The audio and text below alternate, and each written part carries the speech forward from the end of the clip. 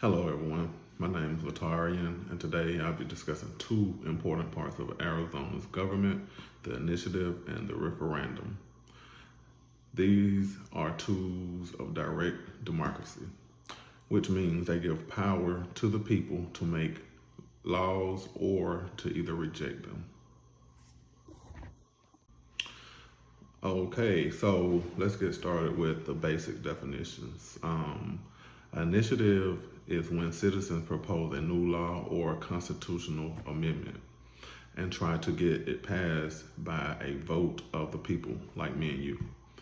Okay, so a referendum is when voters decide whether to approve or reject a law that was already passed by state legislature. Both of these give citizens a voice in the lawmaking process and beyond just elected officials. Okay, so now how do these processes actually work? For an initiative, citizens must write the proposed law and then collect a certain number of signatures from registered voters to get it on a ballot. For example, in Arizona, the number of signatures depends on a percentage of votes cast in the last governor's election. Okay, so as far for a referendum can be started in two different ways. First, the legislature can refer a law to the voters for approval, or the citizens who disagree with the law passed by legislature can collect enough signatures to put the law up on for a vote. Once we have enough signatures and have been collected and verified, of course, the initiative or referendum goes on a statewide ballot for voters to decide. So, what's the difference? Initiatives start with the people. They want to create a law. On the other hand, referendums usually react to the government. They either approve a law passed by legislature or give people a chance to reject it.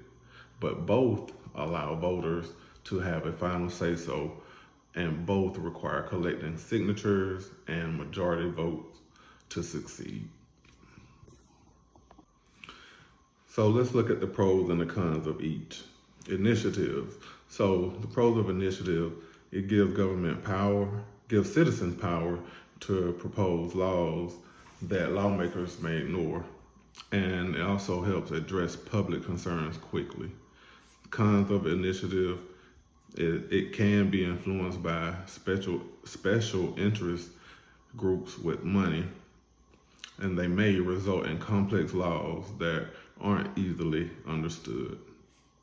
On the other hand, referendum pros, they allow voters to check or reverse laws that don't agree with increased government accountability. And the cons of referendum, you can delay important legislation, may confuse voters a little bit if the ballot language is unclear. Excuse me. So now let's talk a little bit about the direct democracy. So both of these processes reflect direct democracy, which is outlined in Arizona's Constitution.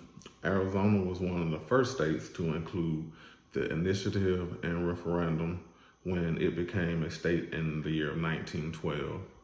This shows the state's strong belief that people, not just politicians, should help shape the laws that govern them. This system is different from representative democracy, where we elect leaders to make laws for us. Direct democracy gives citizens a more active role. So, in closing, the initiative and referendum are powerful tools that allow Arizonians to directly influence their government. They let us propose new laws or challenge laws we disagree with, making Arizona a leader in citizen-led democracy.